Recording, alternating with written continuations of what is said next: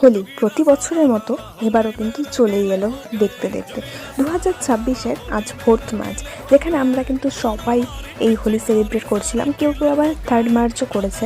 দুদিন প্রতি বছরই হোলি থাকে। আমাদের এখানে বেসিক্যালি 4th মার্চ মানে সেকেন্ড দিন আমরা হোলি পালন করি। সেই ছোটো থেকেই দেখে আসছি যে আগের দিন ঠাকুরদের হোলি দেয়, তারপর হচ্ছে মানুষেরা হোলি খেলে।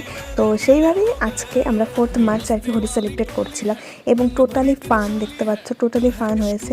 মানে এত ফান হয়েছে, হ্যাঁ জানি সেই ছোটোবেলার দিনগুলি আমরা খুঁজে পাবো না, কোনো দিনই আসবে না, বাট সেই জিনিসটাকে ক্রিয়েট করার চেষ্টা করেছিলাম। মোটামুটি মজা হয়েছে, মোটামুটি বলবো না, ভালোই এনজয় করে।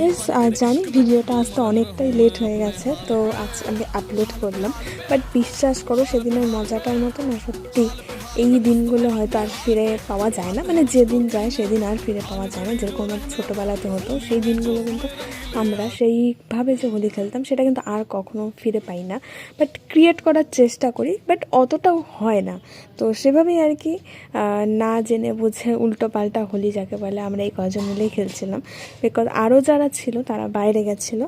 তো যতটুকু পেরেছি মজা করার চেষ্টা করেছি। তোমরা কেমন হোলি খেলেছো অবশ্যই কমেন্টে জানিও। অনেকটা দিন পর আমি আপলোড করলাম হোলির ভিডিওটা। তো দেখা হচ্ছে অন্য কোনো ব্লগে অন্য কোনো দিন। চুল লাগাই দিছে না রং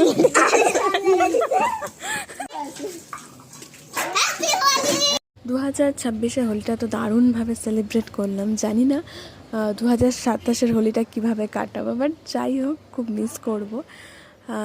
সবাই ভালো থেকো, সুস্থ থেকো, দেখতে থাকো আমার সাথে আমার ব্লগ। দেখা হচ্ছে নেক্সট এপিসোডে। Thank you.